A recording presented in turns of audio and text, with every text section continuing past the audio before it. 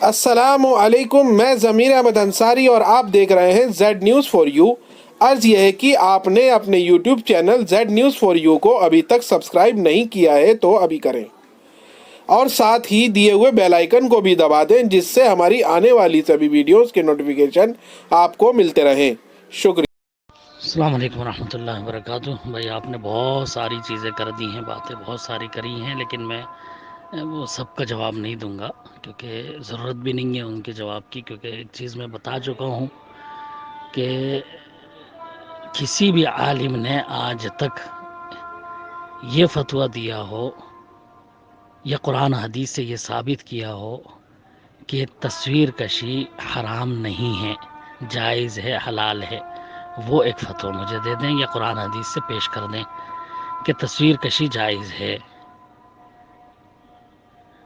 ٹھیک ہے، میں نے تو آپ کو بھیجا تھا ایک عالم کا فتویٰ، آپ نے اس میں تعویل یہ کری کہ خود کا عمل نہیں ہے، اسی لیے ان کے فتوے پر عمل نہیں کیا جائے گا۔ حالانکہ یہ میں بتا چکا ہوں آپ کو، آپ مانے نہ مانے، کہ آپ کا یہ کہنا کہ صرف اس وجہ سے کہ ان کا عمل نہیں ہے اس وجہ سے ان کے فتوے پر عمل نہیں کیا جائے گا، یہ قطعی طور پر غلط ہے۔ کسی بھی عالم سے آپ لے آئیں فتویٰ اس چیز کا کہ اگر کسی عالم نے کوئی فتویٰ دیا اور اس فتوے پر اس پر عمل نہیں ہے تو اس فتوے پر عمل نہیں کیا جائے گا۔ آپ دنیا کے کسی عالم سے لا کر کے مجھے دے دیجئے۔ کوئی تہجد نہیں پڑھ رہا ہے عالم اور وہ کوئی سوال کرے اس سے تو وہ کہہ دے کہ نہیں بھائی میں تہجد نہیں پڑھتا اسی لیے تم بھی تہجد مت پڑھو، میں تہجد کے تعلق سے فتویٰ نہیں دوں گا کہ تہجد پڑھنا چاہیے کیونکہ میں خود نہیں پڑھتا۔ ہے کوئی ایسا کہہ سکتا ہے؟ ابو داؤد کی جو روایت پیش کی آپ نے، پہلے اس کی حدیث نمبر مجھے دے دیجئے، میں آپ کو اس کی وضاحت کر دیتا ہوں۔ حدیث کون سی ہے، کیا حدیث نمبر ہے، کس باب میں ہے، اس کا مفہوم میں آپ کو سمجھا دیتا ہوں کہ آپ نے جو سمجھا ہے وہ غلط ہے۔ دوسرا یہ کہ آپ نے کہا کہ بھائی یہ تو تمہارے تقوی کی بات ہے، تم عمل کرو، تمہاری یہ، اس چیز کو آپ تسلیم بھی کر رہے ہیں اور پھر آپ یہ کہہ رہے ہیں کہ نہیں بھائی میں اتفاق نہیں رکھتا آپ کی بات سے۔ بھائی میری بات سے اتفاق مت رکھیے، آپ اللہ کے رسول کی بات سے اتفاق رکھیے، میں نے تو اپنی بات کہی ہی نہیں۔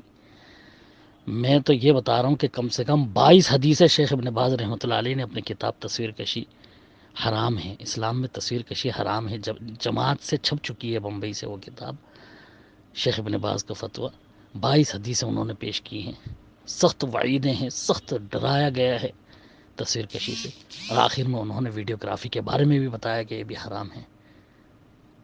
اور ان عالم کا جو بہت بڑے عالم ہیں، شیخ الحدیث اس وقت شیخ عبداللہ ناصر رحمانی صاحب، ان کے تعلق سے بھی میں نے جہاں تک خود دیکھا ہے یا ریسرچ کی ہے میں نے، کہ جب سے ان کا یہ فتویٰ آیا ہے، یہ آڈیو آیا ہے، اس کے بعد سے مجھے کوئی اس تاریخ کے بعد، یہ یوٹیوب میں دیکھ لیجیے آپ کون سی تاریخ کو ڈلا ہے، اس کے بعد کوئی ویڈیو ڈلا ہے ان کا وہ مجھے دکھا دیجیے۔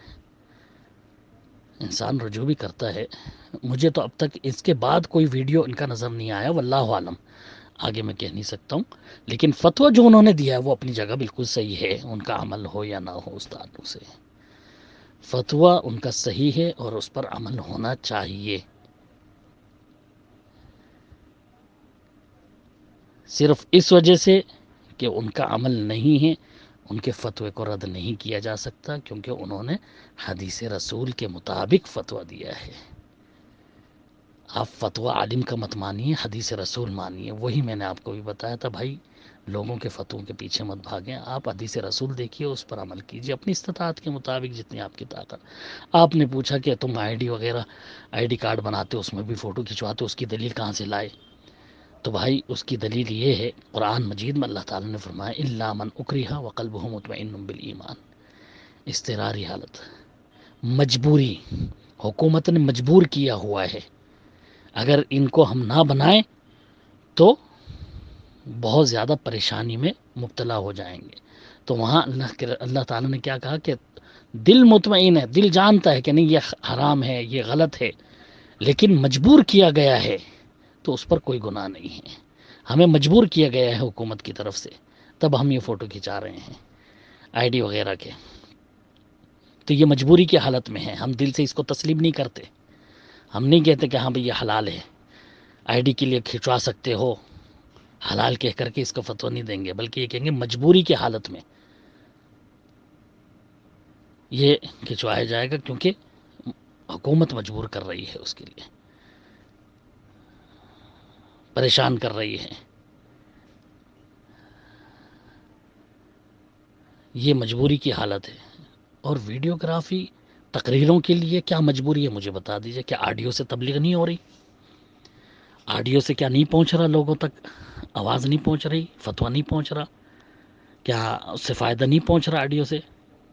ضروری ہے کہ جب تک تصویر نہ دیکھیں جب تک اس کی بات سمجھ میں نہیں آئے گی؟ کیا ایسا ہے؟ کون سی مجبوری ہے ایسی مجھے بتا دیجئے کہ جس کی وجہ سے جو ہے یہ کہا جائے کہ ابھی جب تک ویڈیوگرافی نہیں کریں گے لوگوں کو بات نہیں پہنچے گی، یا لوگوں کو سمجھ میں نہیں آئے گی بات؟ آپ بتا دیں بھائی. آڈیو سے جب وہ کام ہو رہا ہے، بات پہنچ رہی ہے دوسروں تک، لوگ فائدہ اس سے اٹھا رہے ہیں، تو کیا ضرورت ہے ہمیں پھر ویڈیوگرافی بنانے کی؟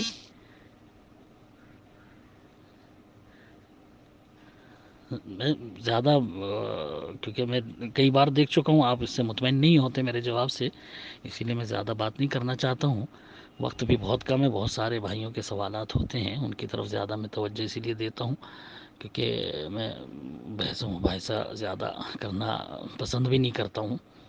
اللہ تعالیٰ بس ہم پر رحم فرمائے. آپ نے ایک اور بات پوچھی کہ آپ نے اس تصویر میں کیا خرابی ہے جو آپ نے اس کو روکا ہے. تو اس تصویر میں بھائی انہوں نے ہی بتا دیا تھا بمبئی کے ساتھی نے کہ بھئی گنبد خضرا بنا ہوا ہے. اب آپ کو یہ بھی علم نہیں ہے کہ یہ ہے کیا. یہ ایک مزار ہے. اللہ کے رسول صلی اللہ علیہ وسلم کی قبر مبارک کے اوپر جو ہے گنبد بنایا ہوا ہے.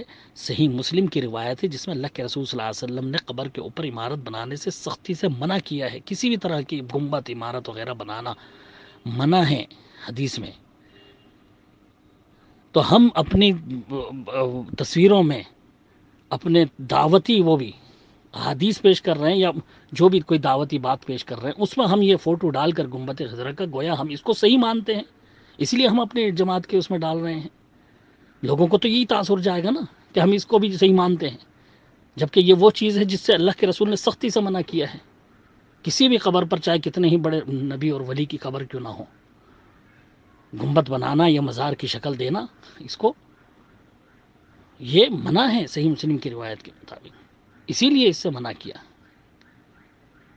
اور یہ وجہ ہے کہ میں نے اس کو پہلے کاٹا ہے، کاٹ کے پھر ڈالا ہے کہ ہاں بھائی اگر آپ چاہتے ہی ہیں کہ یہ بات جماعت کے گروپ میں جائے تو بھائی اس کو نکال دو. میں نے کاٹ کر کے پھر ڈالا ہے اس میں، اسی لیے بھیجا ہے میں نے ان کو کہ بھائی کاٹ کے بھائی تم یہ ڈال دو تم گروپ میں کاٹ کے اوپر سے.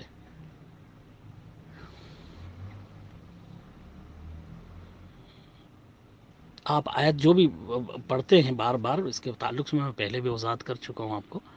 یا ایھا الذین آمنوا لم تقولون ما لا تفعلون. آپ آیت غلط پڑھتے ہیں، گناہ ہے وہ، بہت بڑا گناہ ہے وہ. غلط آیت آپ بار بار پڑھتے ہیں اس کو. لم تقولون ما لا تفعلون یہ ہے آیت. میں پہلے بھی اس کی طرف میں نے توجہ دلائی تھی کہ آپ آیت غلط پڑھتے ہیں، آپ اس طرح سے مت پڑھا کریں. جو نہیں آتی آیت تو مت پڑھیں اس کو، بس صرف مفہوم پر پیش کر دیں. غلط آیت کیوں پیش کرتے ہیں؟ اللہ تعالیٰ آسانی کرے، ہمیں صحیح دین کی سمجھ عنایت فرمائے اللہ رب العالمین. بس میں اب کسی زیادہ بحث میں نہیں پڑھوں گا اور نہ ہی جب دوسری اسی ٹاپک پر دوبارہ کلام نہیں کروں گا انشاءاللہ. ایک بار پھر آپ سے ریکویسٹ ہے کہ آپ اپنے اس یوٹیوب چینل کو سبسکرائب کریں، لائک اینڈ شیئر ضرور کریں. شکریہ.